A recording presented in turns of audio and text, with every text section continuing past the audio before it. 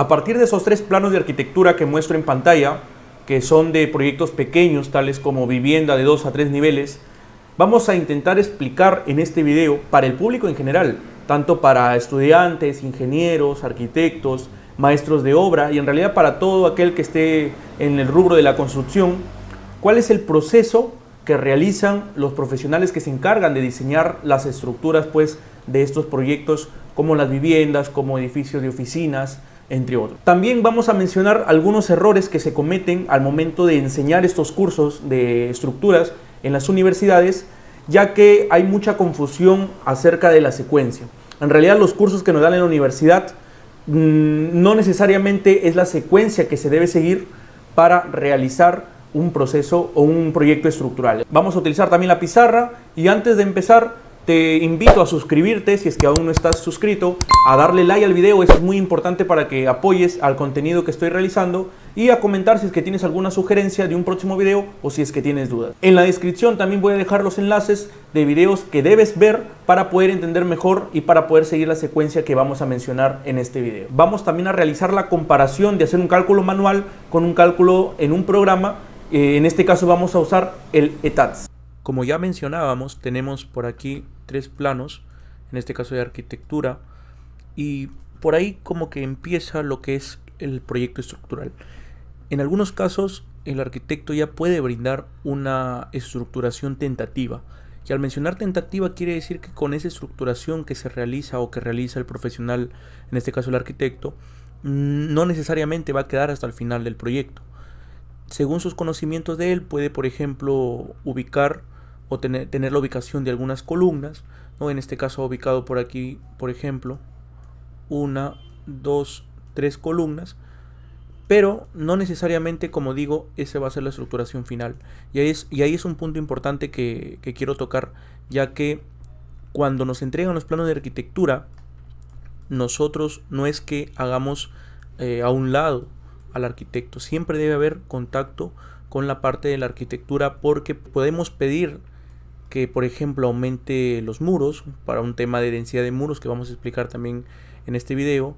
Podemos también sugerir de repente cambio de dimensiones de ciertas columnas que por lo general muchas veces no se terminan cambiando o no se terminan, digámoslo así, alterando mucho lo que es la arquitectura, ya que obviamente pues no podemos afectar mucho el trabajo que ya realizó el arquitecto, pero en ciertos casos pues, o en la mayoría de casos, sí se debe tener contacto con el arquitecto. No es que nos entreguen los planos de arquitectura y ahí acaba todo el trabajo con el arquitecto. ¿Ok? Entonces, bien, entonces, una vez que nos entregan los planos de arquitectura, el primer paso que vamos a poner por acá, el primer paso que se debe realizar es obviamente la concepción y la estructuración de nuestro proyecto. Quiero dejar también en claro que esto no es como un recetario, ¿ok? No es que, digámoslo así, haya una ley o ciertos pasos que se deben seguir. Esto puede variar, ¿ok? Esto puede variar, pero esto es lo que se debe seguir de manera general, ¿ok? Para poder entender qué es lo que se realiza. Entonces, al hablar de concepción y estructuración de nuestro proyecto, nosotros estamos hablando de ¿qué? De elegir un sistema estructural. Y obviamente para elegir un sistema estructural, nosotros debemos sacarnos de la idea de que, por ejemplo, las columnas son las que van a resistir nuestra edificación. No siempre sucede así. No siempre en todo proyecto las columnas son las que terminan resistiendo el peso de la edificación. Entonces, cuando en algunos casos me preguntan, por ejemplo, quiero armar mi casa de 3 pisos, de 4 pisos, ¿estará bien con una columna de 30 por 30? Esa pregunta es muy complicada de responderla y la respuesta más, digámoslo así, más lógica sería decir depende. Si tu estructura va a ser de pórticos, de repente no cumpla ese 30 por 30 con lo mínimo, ¿no? Que vamos a hablar también más adelante. Pero si tu columna es de albañilería, si tu proyecto, si tu construcción va a ser de albañilería confinada, obviamente que pueda que cumpla una columna de 30 por 30 o de 25 por 25. Entonces, para hablar de sistemas estructurales, nosotros tenemos que irnos a la parte de la norma, en este caso de la norma E030. Vamos a mencionar acá las normas que se tienen que trabajar. En este caso vamos a hacerlo para el caso de Perú. En el caso de otros países, pues la secuencia es la misma, lo único que cambia son los requisitos dependiendo de la norma con la que trabajen en cada país, ¿no? Entonces las normas que nosotros vamos a trabajar son con la E020, con la E030, con la E050, en este caso estamos hablando de la parte estructural, con la E060 y con la E070. La E020 denominada de cargas, norma de cargas, la E030 de diseño sismo resistente, E050 de suelos y cimentaciones, E060 de concreto armado y E070 de albañilería. Entonces revisemos la norma E030, que es de diseño sismo resistente. ¿Y por qué la vamos a revisar? Porque acá nos menciona cuáles son los sistemas estructurales que están, digámoslo así, en la norma, ¿no? Por ejemplo, en la capítulo 3, sistemas estructurales y tipos de categoría de edificación. Eso lo vemos de aquí más adelante porque es importante. Entonces, la norma nos dice que hay estructuras de concreto armado, estructuras de acero, estructuras de albañilería, estructuras de madera. Entonces, nos señala de acuerdo pues al material con el que vamos a trabajar, ¿no? En este caso, concreto armado, acero, albañilería y de madera. Tenemos esos cuatro. Lo más común acá en Perú, en viviendas, por ejemplo, es trabajar con estructuras de concreto armado, y mucho más común es trabajar con estructuras de albañilería. Entonces vamos a tener estas dos opciones por ahora. ¿Ok? Vamos a decir que tenemos, por ejemplo, para elegir entre un sistema de albañilería confinada, y un sistema de concreto armado. Pero esto, como ya menciono, es el material. O sea, estructuras de concreto armado tiene en este caso sistemas dentro de esta clasificación, ¿no? Que pueden ser pórticos, muros estructurales, duales y edificaciones de muros de ductilidad limitada. Y acá quiero hacer un paréntesis, ya que todos estos que se mencionan acá, los cuatro sistemas que se mencionan acá, son de concreto armado, no son de albañilería. Por ejemplo, si decimos muros estructurales, no puede haber acá muros de albañilería. En este caso hablamos de ladrillo, ¿no? No puede haber eso de acá. Tendría que haber solamente muros de ¿qué? De concreto armado, lo que en algunos casos se llama placas. La parte de ladrillo, en este caso ladrillo portante, ¿no? Está aquí, en estructuras de albañilería. Bien, entonces podemos hablar de dos sistemas, ¿no? De albañilería confinada, sistema de albañilería confinada y sistemas de concreto armado. Como ya mencioné, dentro del concreto armado podemos tener pórticos, que es lo que por lo general se piensa que siempre van a ser estructuras de pórticos. Vamos a explicar por qué. Pórticos, sistemas de muros estructurales, o en algunos casos llamadas esos muros placas, ¿no? Sistemas de ¿qué más? Duales y sistema de muros de ductilidad limitada. ¿A qué se refiere con un sistema de pórticos? Pues el sistema de pórticos es aquel que la fuerza sísmica, quien lo termina absorbiendo, por así decirlo, pues los pórticos. Y cuando me refiero a pórticos, me estoy refiriendo, en este caso, a un sistema formado por elementos, en este caso columnas y vigas. Entonces, para este caso, las columnas y vigas sí van a ser importantes para resistir, por ejemplo, esta fuerza sísmica. Y en el caso también de las fuerzas por peso propio, fuerzas de carga viva y de carga muerta, ¿no? En este caso, en este sistema de pórticos o en este sistema porticado, por lo general, si nosotros queremos construir con este sistema, vamos a tener columnas muy robustas. En este caso estamos hablando de secciones de 40 por ejemplo, de 40 por 40, ¿no? En este caso vamos a colocarle por acá la sección 40 por 40, de 50 por 50, de 25 por 40, pero por lo general, para que una columna sea sísmica, debe tener un mínimo de 1000 centímetros cuadrados. Entonces estamos hablando a partir de columnas de 25 por 40, ¿no? En donde en la mayoría de viviendas, digámoslo así, no es del gusto, no es del gusto estético tener columnas tan robustas, ¿no? Por un tema de que se ven los pintos, influyen mucho, por ejemplo, en los cuartos, columnas muy robustas, con colocar las camas, todo eso no es muy conveniente, ¿no? Es como si, por ejemplo, nosotros tuviéramos acá, por ejemplo, un dormitorio, ¿no? Aquí está la cama y pusiéramos una columna acá robusta, ¿no? Por ejemplo, vamos a colocar por acá, por ejemplo, una columna así, ¿no? Chocaría en este caso ¿con quién? Estaría chocando acá, vamos a verlo. Esta columna de acá estaría chocando en este caso con este mueble, en este caso que va en el dormitorio. Entonces, digámoslo así, en viviendas no es muy común este tipo de construcciones. 100% de pórticos no es muy común, ¿ok? Por lo ya mencionado. Ahora, de que va a haber viviendas que trabajen a pórticos y que en este caso sean columnas no tan robustas, puede ser, y que se mantengan aún, digamos así, operativas, que no se caigan o que no fallen, puede haber, ¿no? El tema va a estar cuando se origine un sismo, cuando se origine una fuerza sísmica. Ahí es donde vamos a ver en realidad cuál va a ser el trabajo de esas columnas que no son, digámoslo así, diseñadas estructuralmente, sin tener en cuenta ninguna norma, ¿ok? Entonces, este es el sistema que por lo general trabajamos también en la universidad, ¿ok? Que se enseña únicamente, por ejemplo, en los cursos de análisis estructural, cuando nos enseñan a predimensionar, cuando nos enseñan a metrar cargas, sistema de pórticos. Ahora, ¿qué es lo que se trabaja mayormente en Perú? Mayormente en Perú se trabaja este sistema de acá, de albañilería confinada. Y para eso vamos a revisar un poco la norma E070 de albañilería confinada. ¿Qué nos dice acerca de la albañilería confinada? Vamos a ver más arriba, en donde tenemos las definiciones, ¿no? Por acá vamos a ver, en el capítulo 2 me parece que están las definiciones. Acá está, muro de... Vamos a ver por acá, albañilería confinada. Albañilería reforzada con elementos de concreto armado en todo su perímetro, vaciado posteriormente a la construcción de la albañilería. La cimentación de concreto se considerará como confinamiento horizontal para los muros del primer nivel. Este sistema de albañilería confinada se confunde a veces con el de pórticos por el tema de que acá lo vamos a rellenar en algunas ocasiones, ¿no? ¿Con qué?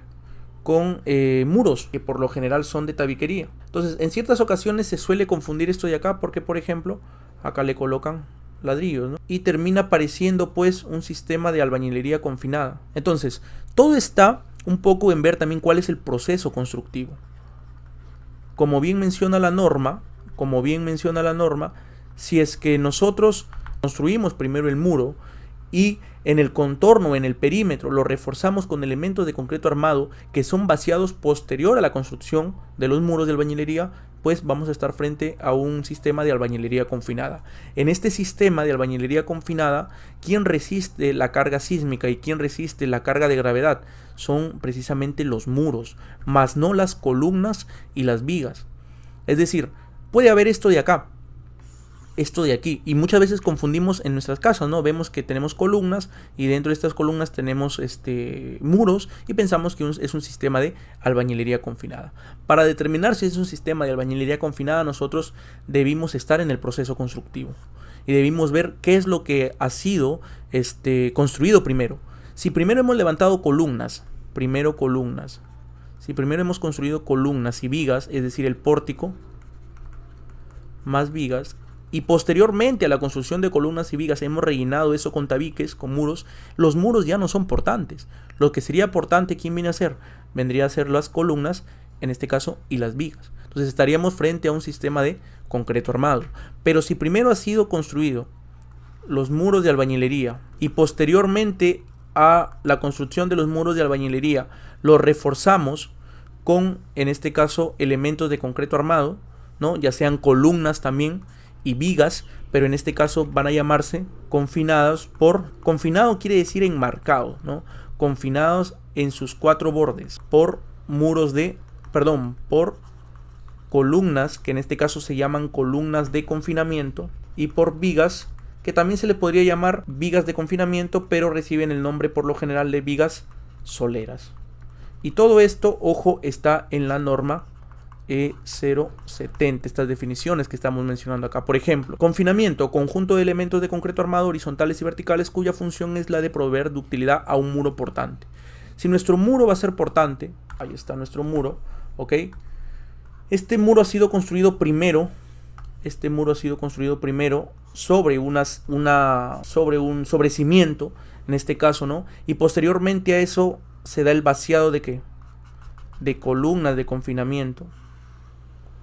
Vamos a vaciar las columnas de confinamiento y obviamente aquí apoyamos la viga solera. La apoyamos. En este caso acá la viga no está apoyada en los muros. Que sí lo va a restringir un poco, puede ser que sí, porque si es que se construye obviamente al ras pegado, obviamente que lo va a restringir ante una carga vertical. Pero no es que los muros terminen soportando la carga vertical. ¿Ok? Entonces, en estos casos sí, los muros son los que transmiten la carga que viene de las losas hacia la cimentación. Entonces, en este caso, las columnas se denominan columnas, como ya mencioné, de confinamiento. y sirven para darle ductilidad a este muro, ¿ok? Y estas serían las famosas vigas soleras.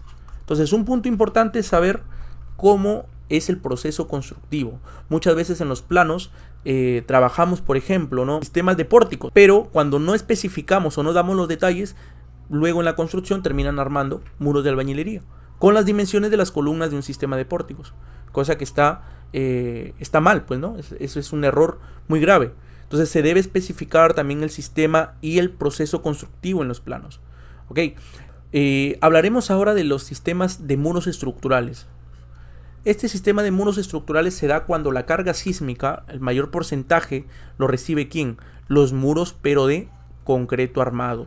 Ojo, acá no va muros de albañilería, muros específicamente y estrictamente de concreto armado. Todo esto es para concreto armado. Igualmente, cuando hablamos de dual, es cuando hay un porcentaje casi parecido. ¿Quién lo recibe? ¿Quién? Los pórticos de concreto armado y los muros, pero de concreto armado. Muchas veces se confunde este sistema con ¿cuál? Con un sistema que mayormente se realiza en las viviendas peruanas, y si es que en tu país lo realizan, también comenta aquí en este video si es que lo realizan, que termina siendo la mayoría de las viviendas, ¿no? ¿Qué cosa? En una dirección, por ejemplo, podemos ver el ejemplo de este plano, podríamos trabajar de repente, u otro plano que sea un poco más largo, me parece que este de acá, podríamos trabajar, por ejemplo, en este sistema, en este eje, en el eje Y, podríamos estar trabajando un sistema de, por ejemplo, muros de albañilería, y en este sistema, pórticos de concreto armado, ¿no? Pórticos. Y esto es lo que normalmente se realiza. Cuando no hay un diseño estructural, mejor dicho, le colocan acá muros portantes, muros de albañilería confinada, los confinan con las columnas, y el proceso constructivo lo realizan tal cual hemos mencionado. Pero en el otro sentido trabajan con ¿qué? Con muros, con pórticos, ¿ok? Y pórticos que finalmente pues van a tener vigas peraltadas, columnas que van a resistir parte de la losa también, en algunos casos dependiendo de la dirección de la losa, ¿no? Entonces, este sistema no podemos decir que es un sistema dual, porque el dual estrictamente es un sistema de ¿qué? Que combina pórticos con muros, pero de concreto armado, no con muros de albañilería. Entonces, en ciertos casos en los que los pórticos no van a ser necesarios para resistir esta fuerza sísmica, se suele colocar ¿qué cosa? Muros de concreto armado, ¿no? Para que aumenten la rigidez, que es un término que es muy importante y que lo vamos a hablar también en este video, ¿ok? Muy bien, y el muro de la utilidad limitada finalmente para las estructuras o los sistemas de concreto armado que los tenemos por acá, ¿verdad? Entonces miren lo que nos dice un poco ya con palabras más técnicas. Sistema de pórticos, por lo menos un porcentaje de ¿cuánto? Del 80% de la fuerza cortante, que esto tiene que ver con sismo, que es un tema que lo vamos a hablar también en este video, actúan sobre las columnas de los pórticos. O sea, el sismo, ¿quién se lo lleva? Los pórticos. Los muros estructurales es aquel sistema en lo que por lo menos el 70% se lo lleva ¿quién? Los muros estructurales. Puede haber pórticos, pero cuando el 70% a más se lo lleva ¿quién? Los muros estructurales, estamos hablando de la fuerza sísmica, de la cortante, se va a denominar muros. Entonces, para determinar un sistema estructural no basta con verlo nada más. Pueden haber pórticos, pueden haber muros y no necesariamente tiene que ser un dual, porque para eso tenemos que hacer un análisis sísmico y determinar el porcentaje que se van a terminar llevando dichos elementos estructurales, ¿okay? El sistema dual, por ejemplo, es cuando la fuerza cortante que toman los muros es mayor que 20 y menor que 70. O sea, está entre 20 y 70 para los muros. Y lo demás lo resistiría a los pórticos. Es decir, puede haber 50% y 50% para cada uno. En ese caso sí sería dual, ¿verdad? Muy bien, y los de albañilería son cuando los elementos sismo resistentes, como ya me hemos mencionado, ¿quiénes son? Los muros de albañilería que tienen que seguir este proceso constructivo, ¿no? En este caso se va a llamar muro portante cuando los elementos de confinamiento, los elementos de concreto armado que confinan este muro, son construidos y vaciados después de el muro, ¿no? En este caso las vigas soleras se apoyan en el muro de albañilería y las columnas confinan y dan ductilidad pues a este muro de albañilería. Un muro de albañilería confinada tiene que estar enmarcado en sus cuatro en sus 4 bordes, ¿no? Y nos dice por ahí la norma también que en el caso del primer piso, el confinamiento en la parte inferior lo da la cimentación, ¿verdad? Lo da la cimentación. Muy bien, una vez que nosotros ya elegimos el sistema estructural, nosotros ahí recién podemos... Ojo, esta elección del sistema estructural, como ya dije, es tentativo. Nosotros podríamos plantear de repente un sistema de pórticos, pero si no nos cumple con las verificaciones que luego hacemos, podríamos cambiar el sistema. Podríamos estarle agregando de repente pórticos, muros estructurales, ¿no? Y al hacer el análisis sísmico podríamos determinar que termina siendo un sistema dual. O podríamos pasar también a ver el tema de la albañilería confinada. Ahora, ¿de qué más depende el sistema estructural? Aparte, muy aparte de ver la fuerza sísmica que me resista las cargas verticales, horizontales, también depende mucho de la economía. Este sistema, por lo general, es más económico que hablar de un sistema, por ejemplo, de muros estructurales. Es más económico un muro de albañilería confinada que un muro de concreto armado, ¿ok? Es muy económico y es por lo cual se opta en la mayoría de viviendas de construcciones informales también, ¿no? Muy bien. Una vez que nosotros, vamos a ponerlo por acá, esto es un muro de albañilería confinada, ¿ok? Una vez que nosotros ya hemos hecho la elección del sistema estructural, que es parte de la concepción y la estructuración, nosotros podemos elegir los ejes estructurales y eso va a la par ¿con qué? Con la ubicación de elementos estructurales. Ubicación o elección de quiénes van a ser los elementos estructurales. Cuando menciono elemento estructural, es aquel que va a resistir las fuerzas sísmicas y las cargas de gravedad, obviamente, que transmiten de la losa, ¿no? Entonces, cuando hablo de un elemento estructural es aquel que va a resistir la fuerza sísmica y las cargas verticales.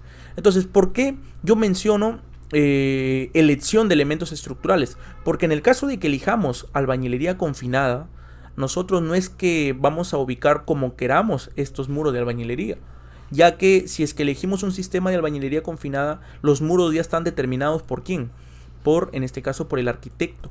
En este caso los planos de arquitectura me da un muro por acá, por ejemplo, un muro por aquí, un muro por acá, otro muro por acá. Si vemos otro plano, por ejemplo, los muros ya están los muros. Entonces, ¿qué pasa si ya están los muros? Lo que nosotros tendríamos que elegir, ahí ya sería elegir, no ubicar, vamos a elegir quiénes van a ser parte de los ejes principales, quienes van a ser llamados muros estructurales, porque por ejemplo este muro podríamos llamarlo muro estructural de albañilería confinada, pero este muro no, puede ser simplemente un muro de tabiquería, y esa es una de las principales también diferencias, que aquí por lo general va tabiquería. Por ejemplo, cuando sabemos que el sistema es aporticado, podemos rellenarlo con muros de tabiquería, es decir, ladrillo pandereta, por ejemplo, porque no terminan resistiendo esto las fuerzas sísmicas ni las cargas verticales. Los que resisten eso son los pórticos. Ahora, obviamente en el proceso constructivo, esta tabiquería debe ser aislada. Se debe aislar del pórtico, ya sea colocando columnetas, algunos también usan tecnopor, pero debe ser aislada de las columnas y de las vigas para permitir el desplazamiento ante un evento sísmico de estas vigas. Si esto está acá, puede producir muchos efectos, ¿no? Como por ejemplo el efecto de columna corta cuando construimos el muro hasta cierta altura nada más. ¿Ok? Entonces, esos son algunos problemas que se pueden presentar en la construcción al no aislar los muros de tabiquería de los pórticos, por ejemplo, ¿no? Entonces, estábamos hablando de la ubicación de los elementos estructurales. En el caso para albañilería confinada, sería elegir quiénes van a ser mis muros de albañilería confinada, quiénes van a ser mis muros portantes. Para eso, tenemos también la norma E070. Por ejemplo, si nosotros trabajamos con la norma E070 y vamos a ver cuál es el requisito para un muro portante. Mira, se considerará muro portante aquel que cumpla con los siguientes, ¿no? Quede enmarcado en sus 4 lados y que la distancia máxima de centro a centro entre las columnas de confinamiento sea 2 veces la distancia entre los elementos horizontales y no mayor que 5 metros. Es decir, no debe ser mayor que 5 metros un muro portante, ¿ok?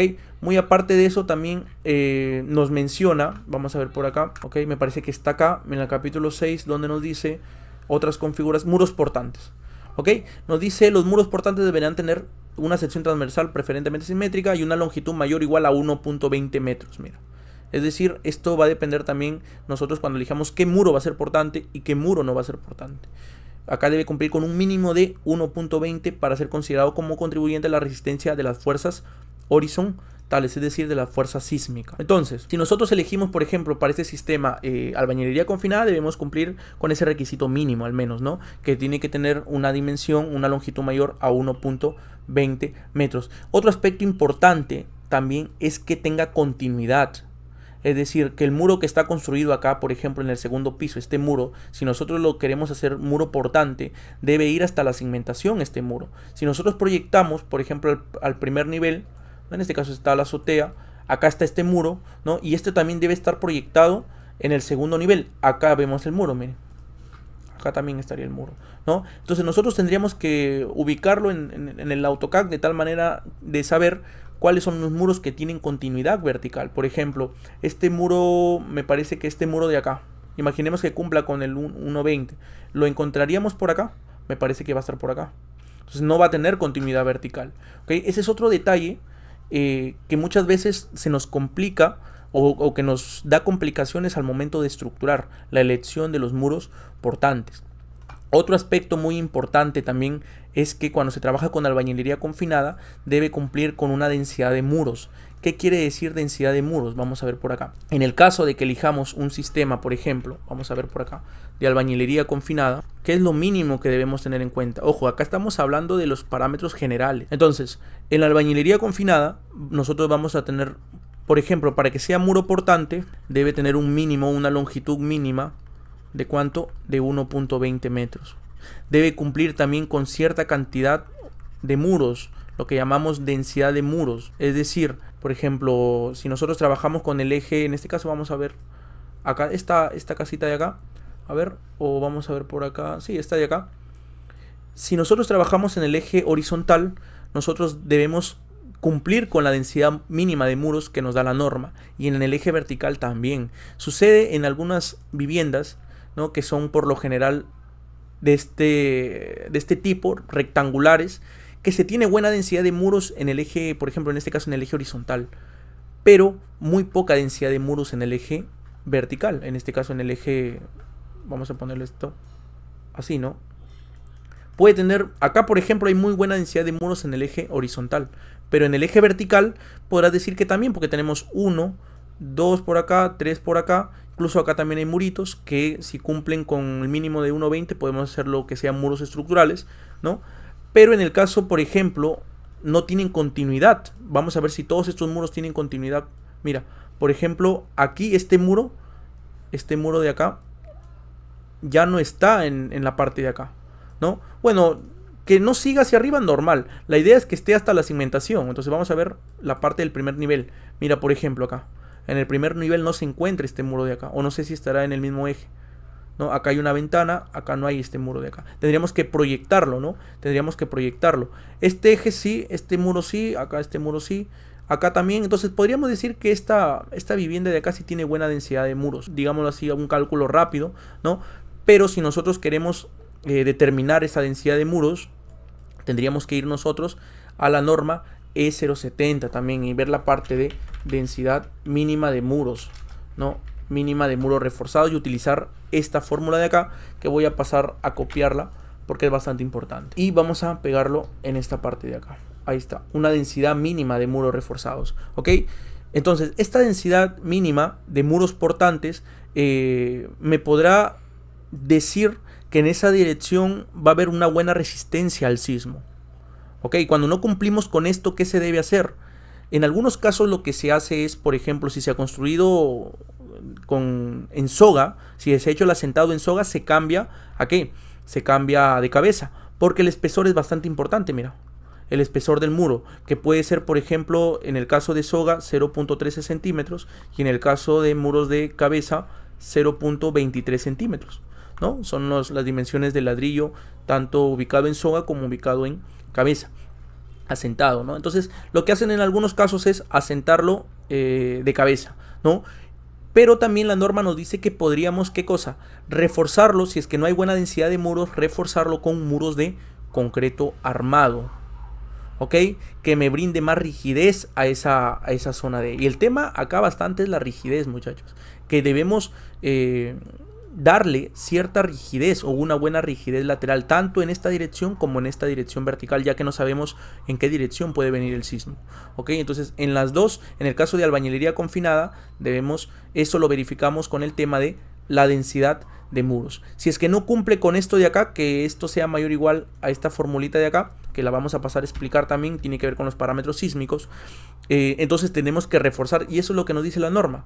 De no cumplirse con esta expresión, podrá cambiar el espesor de algunos de los muros, es decir, por ejemplo, asentándolos de cabeza, ¿no? O agregarse placas de concreto armado, en cuyo caso, para hacerse uso de la fórmula, para ver, porque mira, esto es exclusivamente para muros de albañilería confinada, pero para incluirlos en la fórmula nosotros debemos utilizar esta formulita, que es la relación modular, que es como una sección transformada, como lo que vemos en el curso de concreto armado, ¿no? En el curso de concreto armado, cuando tenemos el concreto fisurado, el concreto sin fisurar, ¿no? Utilizamos para el acero convertirlo a concreto. Acá se hace algo parecido. Se convierte el concreto en albañilería confinada a través de la relación modular, ¿verdad? Muy bien. Entonces, esos son algunos criterios que se tienen que tener en cuenta, obviamente muchos más, ¿no? Densidad de muros, continuidad de los muros, vamos a poner por acá. Y debido a que la mayoría pues de las viviendas en el Perú son de este tipo, ¿no? En donde un lado predomina del otro, tenemos un lado mucho más grande que el otro, en este caso es una longitud L y por acá vamos a poder tener una longitud, por ejemplo, A, ¿no? Muy pocas veces se tiene buena densidad de muros en esta dirección, en la dirección, en este caso X, ¿no? Por la dirección en Y no hay ningún problema, porque se puede dar, por lo general en el perímetro va a haber buena densidad de muros, y por acá otro murito de repente, por acá otro murito y por acá otro murito, ¿no? Entonces va a haber buena densidad de muros en ese eje, pero en el eje horizontal muy pocas veces se tiene buena densidad de muros. Por eso es que se opta, ¿por qué? Por lo que se llama un sistema híbrido. Y aquí hago referencia con un sistema híbrido. Si tú te darás cuenta, acá no hay sistema híbrido. No he mencionado sistema híbrido. Pero el sistema híbrido es lo que les comentaba un poco acerca de trabajar en una dirección con albañilería confinada. Y esa columna, por ejemplo, que está sirviendo de confinamiento, utilizarla para armar un pórtico en la otra dirección. Que no es lo recomendable, obviamente que no, pero se está dando mucho, ¿no? Otros lo que hacen es colocar acá un muro de concreto armado, ¿ok? Una columna de concreto armado, y al ladito aislarlo o separar un muro o una columna, de confinamiento. Por ejemplo, acá construyen una columna de confinamiento que va obviamente a confinar un muro por acá. Esto es visto en planta, ojo, esto es visto en planta, que va a confinar un muro por acá, y obviamente acá también va a tener su columna de confinamiento, ¿no? Y acá construir una columna que forme parte del pórtico, ¿no? Y esto de aquí he visto bastante que en el proceso constructivo lo aíslan con Tecnopor. ¿Ok? Entonces eso forma parte de las soluciones que se podría dar, ¿no? A esto se le conoce bastante como un sistema híbrido, que no está en las normas, pero por temas económicos y por temas de que no puede haber o no hay mayormente buena densidad de muros en este eje, se opta por un sistema de pórticos en esta dirección, o también por ahí placas de concreto armado. Ahora, ¿qué pasaría si elegimos un sistema de pórticos? Que es por lo general lo que enseñan o lo que nos enseñan bastante en la universidad, ¿no? A trabajar con puro pórtico, ¿no? ¿Qué pasaría? Entonces ahí sí nosotros lo que vamos a hacer es la ubicación de los elementos estructurales, es decir, ubicar quiénes forman parte de, en primer lugar, de los pórticos, columnas y vigas estructurales, no de confinamiento, sino estructurales, ¿verdad? Entonces, si nosotros tenemos el caso, por ejemplo, de esta edificación, ¿no? Nosotros lo que tendríamos que hacer es ubicar, ¿qué cosa? ¿Dónde van a ir las columnas? Por ejemplo, podría ubicar por acá, vamos a empezar por acá una columna, vamos a darle cualquier dimensión, ¿ok? Vamos a colocar otra columna, o vamos a copiar esta columna de acá. Caso de ejemplo nada más, ¿no? Vamos a ubicarla por acá de repente, ¿ok? Vamos a ubicar otra columna por acá. Esto ya forma parte, obviamente, ¿de qué? De la estructuración, como estamos mencionando, ¿no? Hay una columna por acá. Ahí está. Y obviamente tiene que haber una intersección con esta parte de acá, ¿no? Ubicamos por acá de repente una columna acá y comenzamos a hacer la ubicación de elementos estructurales, ¿no? En este caso de las columnas, y obviamente tienen que estar pues con las vigas también, ¿no? Con las vigas. ¿Cuál es el problema con este sistema de pórticos de concreto armado? Que como ya mencioné para cumplir con los requisitos de la norma E030, estas columnas van a salir muy robustas para cumplir con la rigidez lateral que se necesita. Si nosotros construimos una vivienda netamente de pórticos de concreto armado, las secciones van a ser muy robustas.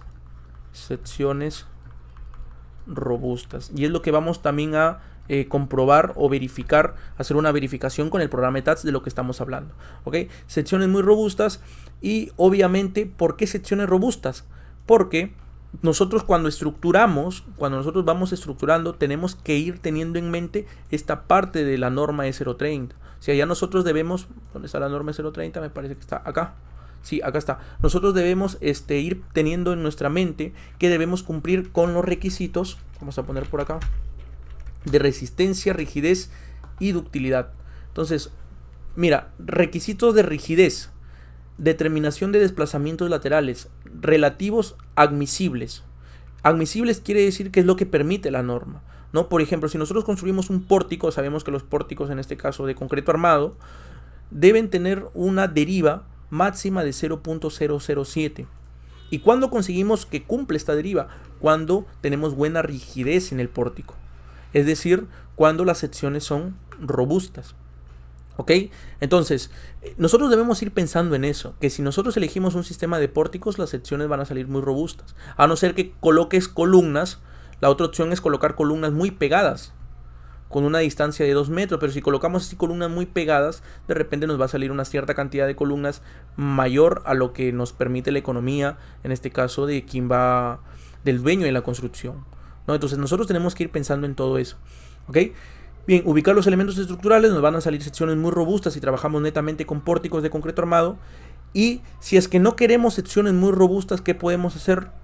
Ubicar placas, ¿no? Ubicar en este caso muros estructurales de concreto armado, ¿ok? Nosotros debemos ir pensando en eso. Ahora, luego de la ubicación de los elementos estructurales y de elegir los ejes estructurales, como ya mencionamos, en albañilería confinada, un eje estructural va a estar dado por aquel eje que tenga continuidad, que cumpla con la densidad de muros para que forme parte de un eje estructural. Y obviamente en pórticos de concreto armado los ejes van a estar dados por los que van a formar los pórticos, ¿no? Por ejemplo, podemos colocar por acá un eje. Vamos a colocar por acá, si acá hay pórticos, podemos colocar acá un eje. Si coloco una columna, por ejemplo, por acá, otra columna, por ejemplo, por acá. Es un ejemplo nada más, ¿no? De manera general estamos hablando por acá. Acá colocaríamos otro eje, ¿no? Y acá una columna.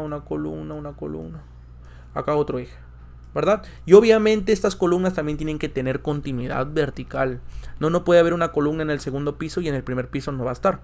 Eso no es una columna sísmica. Eso no es una columna resistente. Tiene que tener continuidad vertical y obviamente también de manera en planta, ¿no? Continuidad en planta lateral, en este caso, ¿no? Entonces, por ejemplo, acá también en la intersección otro eje y otro eje, ¿no? Ahora, ¿cuál es el otro paso que sigue? ¿O qué es lo que también debemos tener en cuenta aparte de la concepción y la estructuración? Esto forma parte de la concepción y la estructuración. Luego, como punto 2, vamos a tener ¿qué cosa? El predimensionamiento. Este tema de predimensionamiento lo debe saber tanto el profesional de la ingeniería civil como también lo puede saber o lo debe saber el arquitecto, la arquitectura y también todo aquel que esté ligado a la construcción. Por ejemplo, los maestros de obra también pueden tener en cuenta cómo se realiza un predimensionamiento, ¿no? En este caso vamos a explicar un predimensionamiento en el caso de pórticos de concreto armado, por lo ya explicado, ¿ok? ¿Qué quiere decir un predimensionamiento? Un predimensionamiento son dimensiones tentativas, darle dimensiones a los elementos estructurales. Y al referirme a dimensiones tentativas, me estoy refiriendo a que no van a ser dimensiones para la construcción. Es decir, si el maestro de obra hace un predimensionamiento, no está haciendo un predimensionamiento para con esas dimensiones construir los elementos estructurales. Se hace un predimensionamiento para el análisis estructural. Es decir, si un maestro quiere proyectar una vivienda, él puede proyectarla dándole dimensiones tentativas, pero obviamente ¿para qué? Para luego darle al profesional estructural que se va a encargar de realizar el análisis estructural. Es decir, este predimensionamiento que se hace es para el análisis estructural, más no para la construcción. Igual, si el arquitecto hace su predimensionamiento es para luego pasarle el plano al ingeniero civil y para que aquí no modifique mucho la arquitectura porque ya está realizando un predimensionamiento. Entonces, si nosotros realizamos un buen predimensionamiento, nosotros podríamos lograr que las dimensiones tentativas queden hasta el final, es decir, se construyan, terminen por ser las definitivas, vamos a colocar. Ahora, ¿por qué se realiza un predimensionamiento? Para el análisis estructural. ¿Qué entendemos por análisis estructural?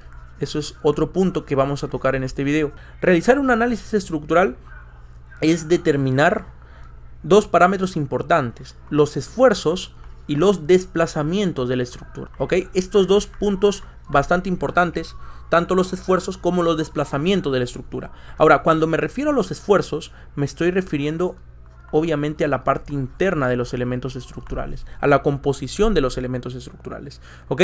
Por ejemplo, utilizo bastante yo este ejemplo, ¿no? Que tengo una barra aquí, y aquí quiero hacer también diferencia con un término que bastante confunden. Vamos a dibujar una barra y vamos a someterla a dos fuerzas, una por acá y otra por acá. En este caso, fuerzas axiales. Axiales porque están a lo largo del eje, de la axis. Axis es eje, ¿no?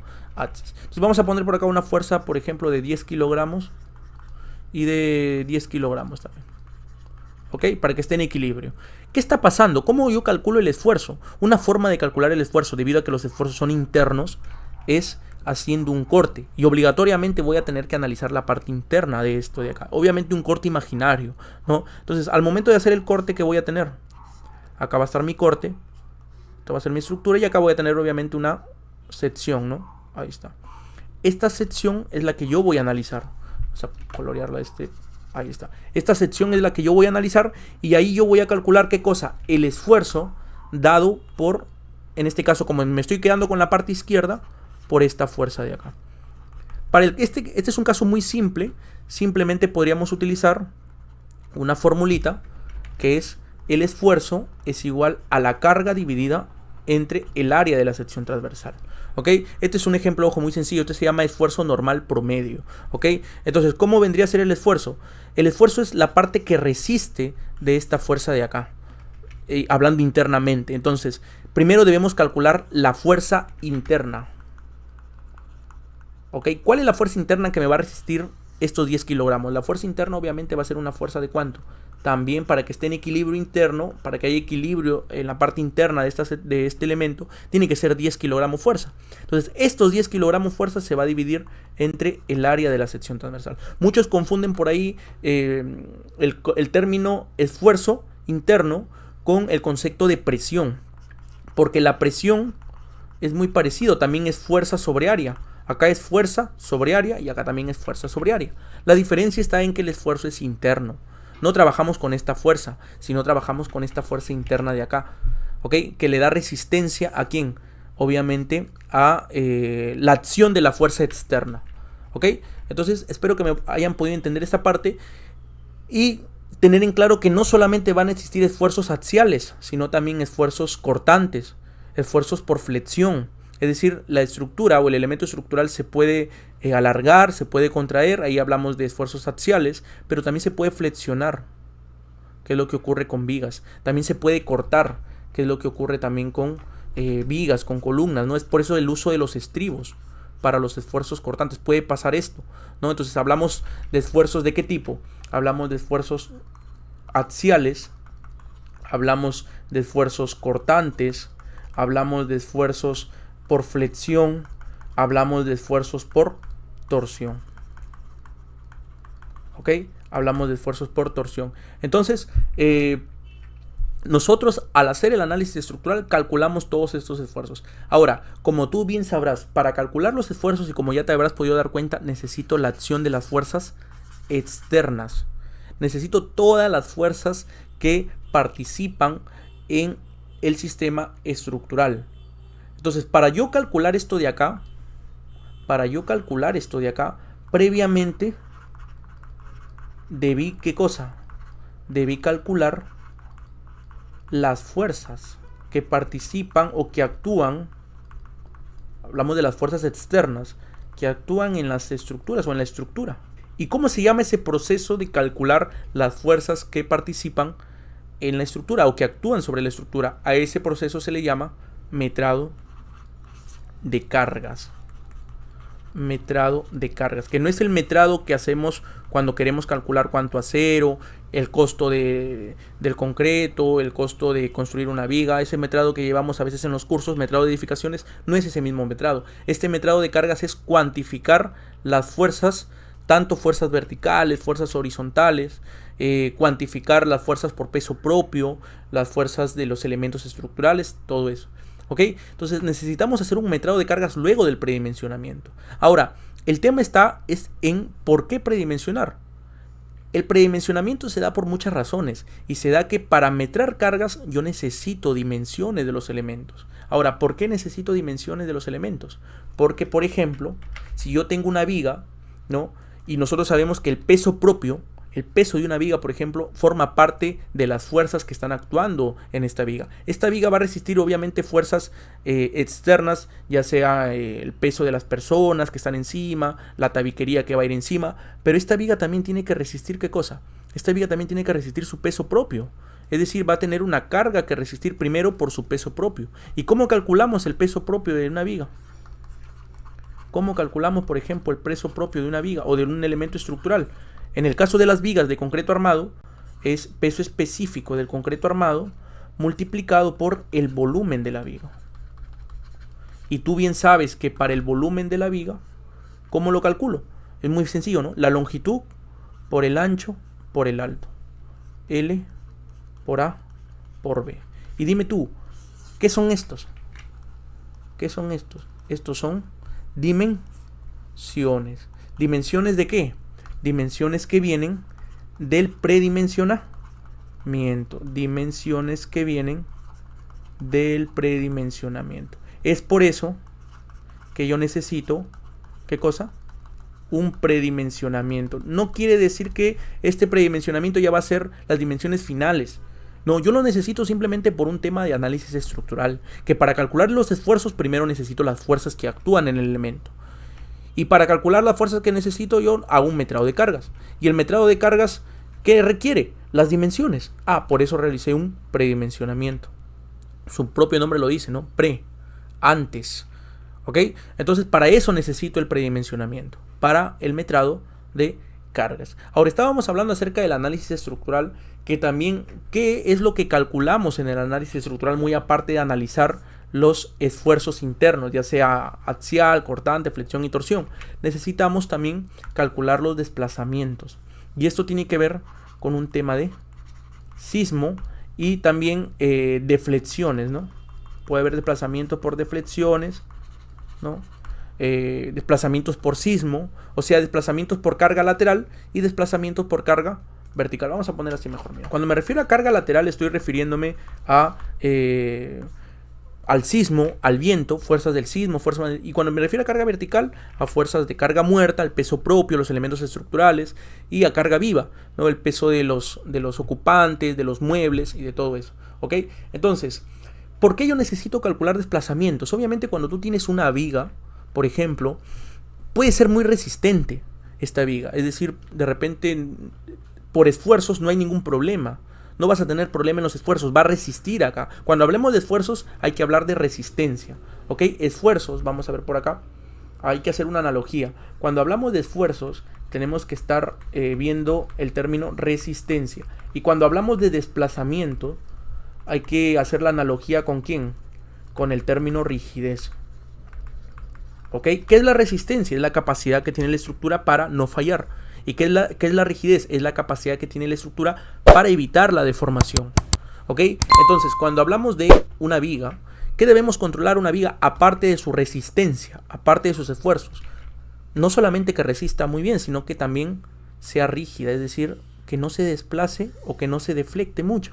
Imagínate vivir tú en una casa en donde tú veas una viga que no sea tan rígida, es decir, que tenga cierta deflexión. Esto de aquí te da un grado de ¿qué?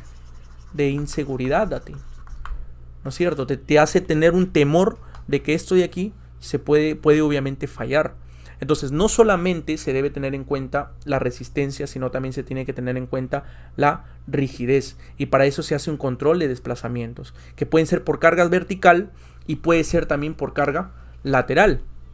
Esto por carga lateral se hace, ¿qué cosa? En el análisis sísmico. ¿Ok? Esto se hace en el análisis sísmico. Y por carga vertical, por ejemplo, podríamos tener un control ¿de qué? De deflexiones. ¿No? Un control de deflexiones.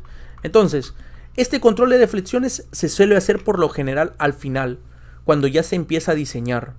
Aquí, cuando estamos aún, aquí estamos explicando como que es un paréntesis, ¿no? No es que esto sea la secuencia, ojo, no es que sea la secuencia. Estamos predimensionando.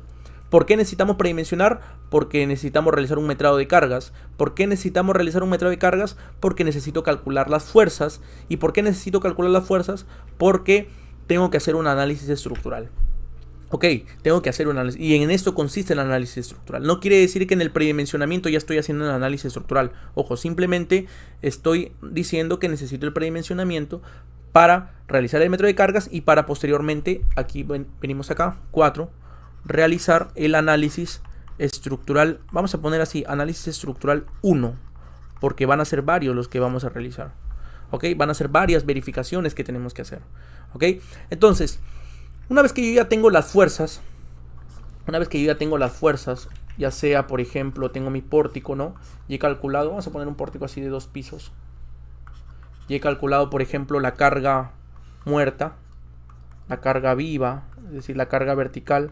Y he calculado de repente, ya tengo las fuerzas, que por lo general acá se calculan las fuerzas verticales, ¿ok? Acá se calcula, en el metrado de cargas se calcula por lo general las cargas verticales. Acá vamos a poner acá peso de la edificación, ¿ok? Peso de la edificación primero y posteriormente, ¿qué se calcula? Fuerza sísmica. Ahora, ¿por qué se calcula primero el peso de la edificación? Es decir, peso de los elementos estructurales, de la carga viva. Porque para calcular esta fuerza sísmica necesito el peso de la edificación. ¿Cómo así? Por ejemplo, fuerza 1, fuerza 2, vamos a colocarle. Hay que ir a un concepto muy básico, un concepto que lo vemos desde colegio, que es la segunda ley de Newton, y que esto va a permitir de repente un poco entender cómo es que funciona esto de acá, o qué es lo que se hace. De repente tú estás pensando, oye, ¿el sismo en realidad actúa en esta parte de la losa, en esta parte de la viga? ¿El sismo actúa acá como una fuerza puntual? ¿O es que algo aparece y comienza a empujar acá a la estructura? ¿Algo aparece tipo un fantasma que viene acá y va a empujar acá? No, no es cierto. Todo empieza ¿desde dónde? Todo empieza obviamente desde el suelo. ¿No es cierto? El suelo va a tener una energía y que nosotros la vamos a ver en forma de aceleración. ¿Qué es la aceleración? Es un cambio de velocidad en un intervalo de tiempo, ¿verdad? Un cambio de velocidad en un intervalo de tiempo. Entonces, cuando se da la aceleración aquí, acá se va a propagar con una respectiva velocidad de propagación y va a llegar hasta aquí, hasta la cimentación de la estructura. ¿Y qué va a pasar? Nosotros, por ejemplo, al aplicar la segunda ley de Newton, que nos dice que la fuerza es igual a la masa por la aceleración, nosotros tenemos esta aceleración, que se le denomina aceleración espectral, ¿no? Tenemos esta aceleración. ¿Qué falta para calcular esta fuerza inercial? ¿Qué faltaría para calcular la fuerza inercial? Faltaría el peso de la masa de la edificación. No quiero entrar a detalles de que peso no es lo mismo que masa. En este caso vamos a asumir que es lo mismo, ¿no? Para este ejemplo y para que me puedan entender todos. Entonces, una vez que yo tengo el peso de la edificación, podríamos decirlo así, lo incluimos en esta fórmula básica y calculamos la fuerza sísmica. No es tan simple como parece. No es tan simple de que ya lo vamos a calcular simplemente reemplazando en esta formulita y ya calculo las fuerzas sísmicas. No, para eso lo que se realiza es un análisis, por ejemplo, sísmico-estático o un análisis sísmico-dinámico, ¿no? En el caso, por ejemplo, de la norma E030, ¿no? Acá está la norma E030 para el capítulo de análisis estructural, me parece que está más abajo. Análisis estático de fuerzas equivalentes, análisis estructural, capítulo 4, ¿no? Estimación del peso, mira. Y miren, esto es uno de los errores que se cometen, no errores, sino que de repente confusión. ¿Qué pasa? Que nosotros este tema de diseño sismorresistente lo vemos por lo general en el 10º ciclo, en el último ciclo, ¿no? Ya en el último año. Y nosotros pensamos que como lo vemos en el último año es la última parte de un diseño estructural, cuando no es la última parte, miren. Nosotros calculamos el peso de la edificación, ¿en qué parte? 1, 2 en la parte 3, mira. Peso de la edificación. La calculamos en la parte 3. Nos dice incluso que debemos tomar el 100% de la carga viva, perdón, el 100% de la carga muerta, total, la carga permanente y total de la edificación, un porcentaje de la carga viva. Es decir, no vamos a tomar toda la carga viva, simplemente un porcentaje. En el caso de edificaciones como viviendas solamente se toma el 25%, por ejemplo, ¿no? Para calcular el peso de la edificación. Vamos a hacer esto, vamos a hacer eso con nuestro proyecto. Estamos simplemente explicando cuál es el procedimiento primero general, ¿no? Entonces, una vez que se calcula el peso de la edificación, calculamos la fuerza sísmica, ¿no?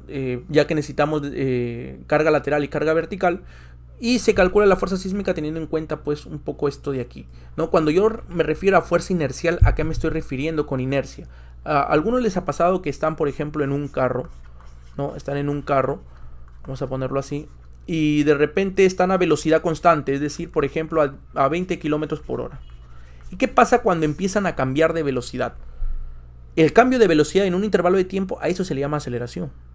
Entonces, cuando empiezan a cambiar de velocidad, aparece ¿qué cosa? Una aceleración. Si es que aumentan la velocidad, aceleran. Si es que disminuyen la velocidad, desaceleran. Pero es lo mismo, ¿no? Aceleración, sino que positiva, negativa. Entonces, ¿qué pasa cuando hay una aceleración? O cuando frenan, que es el caso contrario, desaceleran, ¿no? ¿Qué pasa? Aparece esto de acá. Y al aparecer una aceleración, inmediatamente está relacionada con una fuerza sísmica. Es por eso que si frenas, te puedes ir hacia adelante, o si aumentas la velocidad, ¿hacia dónde te vas? Hacia tu asiento, ¿no? Es decir, hacia la parte de atrás, ¿no? ¿Alguien te empuja? Nadie te empuja. ¿Alguien te empuja hacia adelante? Lo que pasa en los accidentes, ¿no? Que se van hacia adelante. No, nadie te empuja hacia adelante. Es la fuerza inercial que es producto, obviamente, de la aceleración. Algo muy parecido sucede acá. La fuerza inercial, bajo ciertas hipótesis, se va a concentrar en el centro de masa de estas losas, ¿no? Por eso es que la ubicamos más o menos en este punto de acá. En algunos casos donde se tiene en cuenta la fuerza de viento, que no es el caso para Perú, la fuerza de viento más o menos se ubica de esta manera, ¿no?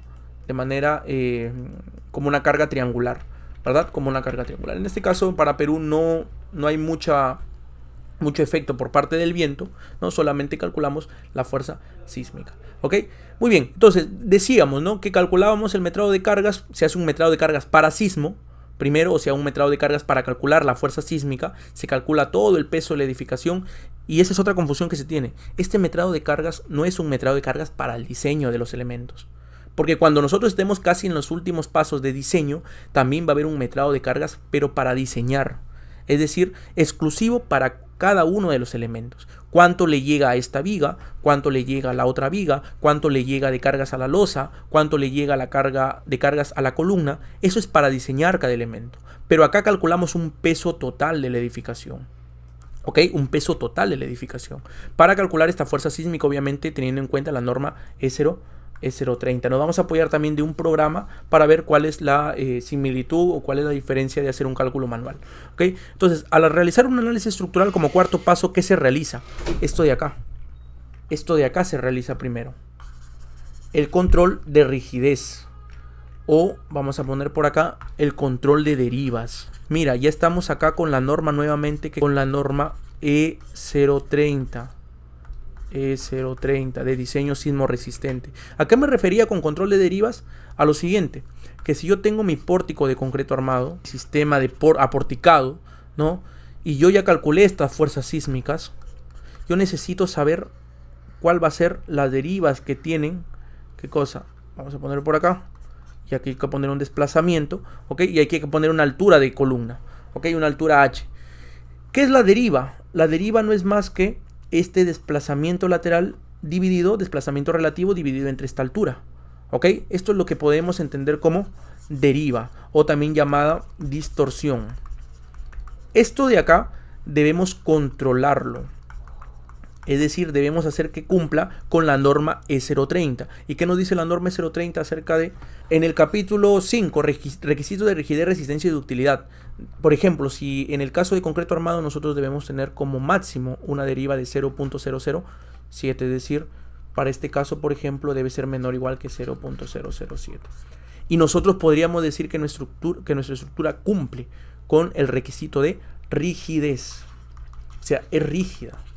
Ahora, este requisito de rigidez nosotros debemos hacerlo tanto para la dirección Y debe ser rígida tanto en dirección Y, cumplir con las derivas tanto en Y como en la dirección X. Es por eso que les decía, en algunos casos la albañilería confinada no cumple con la densidad de muros, y esa densidad de muros también está relacionada un poco con la rigidez que le das para que cumpla con este requisito de deriva. Para el caso de albañilería confinada, mira con qué debe cumplir, con un mínimo de 0 o máximo, perdón, de 0.005, bueno, 5 milésimas, ¿no? Para acero 0.010, para el caso de muro de ductilidad limitada también 0.005, ¿ok? Entonces estas derivas se calculan manualmente, es un proceso un poco tedioso, también se puede calcular a partir de un programa como el TAPS, como el SAC 2000, ¿no? Y que lo vamos a realizar también, ¿ok? Entonces tenemos el control de derivas dado por la norma E030, no debemos pasar esto de aquí, y en el caso de que pasemos, ahí es donde vamos a entender por qué se llamaban tentativo todo esto, dimensiones tentativas, ¿no? En el caso, por ejemplo, lo que yo les decía, de que alguien quiera construir, por ejemplo, con pórticos de concreto armado, solo pórticos, y le coloquen, por ejemplo, columnas de 25 por 25, nos vamos a dar cuenta que aquí vamos a sobrepasar esto de acá, vamos a pasar estas derivas de acá. Entonces, ¿qué pasa si pasamos? Si pasamos o si no cumplimos con este requisito, con las derivas, ¿qué es lo que debemos hacer? Debemos rigidizar el sistema. ¿Y cómo rigidizamos? Hay muchas opciones. Aumentando la sección de los elementos, ya sea de vigas, de las columnas, le aumentamos la sección, colocando más elementos, es decir, que haya una luz menor, una distancia entre elementos, entre pórticos menor a la que ya habíamos establecido al inicio, por ejemplo, o bien aumentamos estas columnas, ¿no? O bien colocamos columnas un poco más pegadas, ¿no? Otra es cambiando el sistema, de repente ya no optando por pórticos, sino, por ejemplo, vamos a poner por acá, ¿ok? Podemos aumentar las secciones, esa es una opción, ¿no? Aumentar el número de elementos, es decir, colocar más columnas, elementos estructurales. ¿Cómo más podemos rigidizar? Podemos rigidizar cambiando de sistema, es decir, cambiando de sistema estructural. De repente agregando placas, agregando muros de concreto armado, por ejemplo, ¿no? Placas. Ahora, ¿qué es lo que debemos tener en cuenta? No es agregar por agregar tampoco. Ojo, no es que nosotros vamos a agregar placas sin ningún criterio. Uno, que está la parte económica, ¿no? Si lo haces de placas, de repente puede ser muy rígida, pero este sistema de placas o muros de concreto armado es muy costoso. Entonces tenemos que tener cierta compatibilidad también con la parte de los costos. No tiene que haber compatibilidad. Tenemos que estar conversándolo con el propietario, ¿ok? Otra cosa es que al agregar placas tiene que haber criterio. Al agregar placas debe haber criterio. Es decir, nosotros estaríamos volviendo ¿a qué paso? Estaríamos volviendo al primer paso. ¿Cuál es el primer paso? Estructuración. Lo de acá. Estructuración y concepción y estructuración. Y para volver a este primer paso, nosotros tenemos que tener los criterios de estructuración. Miren que no les hemos mencionado, pero ahorita los vamos a mencionar. ¿Cuáles son los criterios de estructuración? Por ejemplo, que haya simetría. Es decir, no es colocar por colocar los muros. Que haya hiperestaticidad. Que haya simplicidad, ¿no? Entre otros, que lo podemos encontrar estos criterios de estructuración, por ejemplo, en el libro de estructuración de concreto armado del ingeniero Blanco, ¿no? Es muy recomendable ese libro, que lo vamos a revisar también en cierta parte del video, ¿ok? Entonces, volviendo al primer paso, y debemos agregar placas con criterio, obviamente, de simetría. ¿Para qué? Para evitar un problema que se llama torsión. ¿A qué se debe ese problema o en qué consiste ese problema de torsión? Miren, cuando nosotros tenemos una planta, por ejemplo, ¿no? Existen dos puntos importantes que nosotros vamos a tener que analizar. Uno, que es el centro de masa, y otro punto, que es el centro de rigidez. ¿Ok? Este centro de rigidez. En la parte de ingeniería, en la parte del diseño estructural, del análisis sísmico y todo eso, tenemos que tratar de hacer coincidir a estos dos de acá. Que no se va a lograr en muchos casos, obviamente, pero lo más cercano posible. ¿Por qué? Porque, como bien hablamos por acá, esta fuerza sísmica, bajo cierta hipótesis, se va a concentrar en este centro de masa. Es decir, ojo que esto es en planta, ¿ok? Esto es la planta. Y si nosotros tenemos la elevación, va a estar así. Acá va a estar la losa, mira. ¿Verdad? Ahí va a estar la losa. Entonces, esta fuerza se concentra ¿dónde? En el centro de masa de la losa. Se va a concentrar acá. ¿Y qué significa el centro de rigidez? ¿Recuerdan el concepto de rigidez que habíamos dado por acá? Capacidad ¿para qué?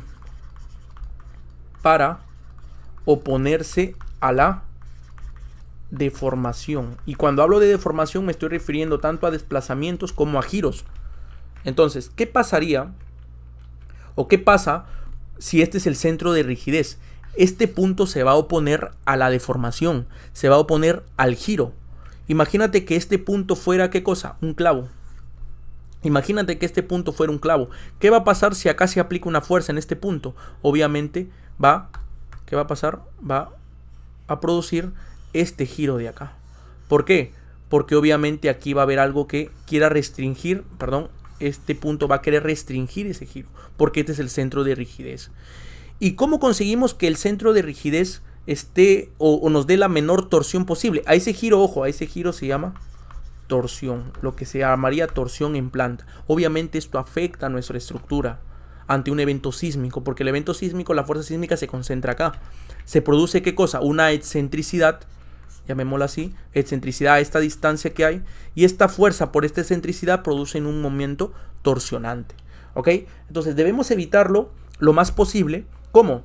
Ubicando los elementos estructurales rígidos bajo ciertos criterios, por ejemplo, de simetría. Si nosotros los vamos a colocar por colocar, no vamos a poder o vamos a tener mucha torsión, y esto afecta mucho en los sismos. Bastante afecta mucho. Entonces, por eso es importante también que estos sistemas estructurales estén bajo supervisión, bajo el diseño de un profesional. ¿Ok? Él va a tener en cuenta dónde ubicar los elementos estructurales. Él va a saber dónde colocar placas. Él va a saber de qué dimensiones tienen que ser estas placas para evitar lo más posible esta torsión. ¿Ok? Entonces, esa es una de las partes que también se debe tener en cuenta al momento de la concepción y la estructuración en un proyecto, ¿ok? En un proyecto. Evitar lo más posible la torsión ubicando muy bien a las placas de concreto armado. Entonces, una vez que nosotros ya, por decirlo así, ubicamos placas para rigidizar, volvemos ¿a dónde? Volvemos a realizar el metrado de cargas, a calcular la fuerza sísmica y nuevamente a hacer este control de derivas. Es decir, al momento de rigidizar, volvemos de repente, si aumentamos las secciones, ¿no? Calculamos nuevas cargas, porque al aumentar la sección, por ejemplo, de la viga, va a tener un mayor peso, ¿verdad? Al agregar más placas o al agregarle placas, va a tener obviamente más peso la edificación. Volvemos a calcular esto y volvemos a hacer nuestro control de derivas hasta que cumpla con lo que nos menciona la norma E030, ¿ok? Entonces, hasta aquí, este es el primer paso, y hasta aquí no se ha hecho ningún diseño de ningún elemento estructural, miren. No se ha diseñado columnas, no se ha diseñado vigas, ¿no? Se ha hecho un metrado para sismo, es decir, para calcular el peso de la edificación. No se ha hecho un metrado para calcular cuánto le llega a esta viga para poder diseñarla, cuánto resiste esta columna, no. Se ha hecho un metrado para calcular el peso sísmico y así hacer un control de derivas. ¿Ok? Aún no se ha calculado, por ejemplo, los esfuerzos internos de momento, de flexión, de axial, de cortante. No se ha calculado nada de eso. Solamente estamos haciendo hasta aquí un control de derivas. ¿Por qué? Porque de nada sirve ya diseñar nuestras estructuras para que al último hagamos nuestro control y no nos cumpla. De nuevo, o sea, todo ese diseño ha sido en vano, ¿verdad? Entonces, esto de aquí siempre vamos a tenerlo en cuenta. Lo que es el control de derivas, obviamente con más aspectos, ¿no? Con más aspectos. ¿Qué pasaría, por ejemplo, si no tienen buena distribución también nuestros elementos? Vamos a tener irregularidades, que la norma nos menciona también que hay que evitarlas, ¿no? Por ejemplo, factores de irregularidades, ¿no? Irregularidad, podemos ver irregularidad en planta, irregularidad en altura, ¿no? Vamos a poner por acá. Estructuras regulares son las que en su configuración resistente a cargas laterales no presentan las irregularidades indicadas, ¿no? Entonces, miren, de rigidez piso blando. ¿Qué pasa en el piso blando? Esto sucede mucho en el tema de, por ejemplo, cuando hay lo que son cocheras en el primer piso, ¿no? Construyen en este caso sus pórticos porque no necesitan muros, ya que necesitan bastante espacio para los carros, ¿no? Pero en el segundo piso sí le colocan bastantes muros, es decir, en el segundo piso rigidizan bastante. ¿Qué pasa? Se va a presentar la irregularidad de piso blando.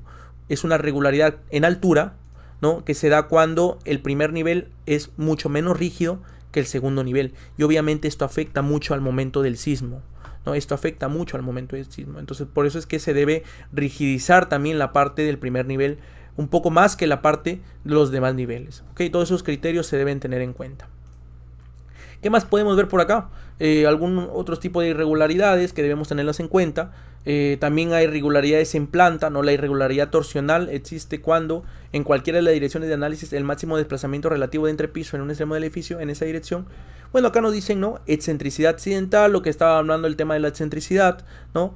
Entonces tenemos que ir viendo y evitando ese tipo de irregularidades, que en algunos casos no se van a poder evitar, pero en otros casos sí.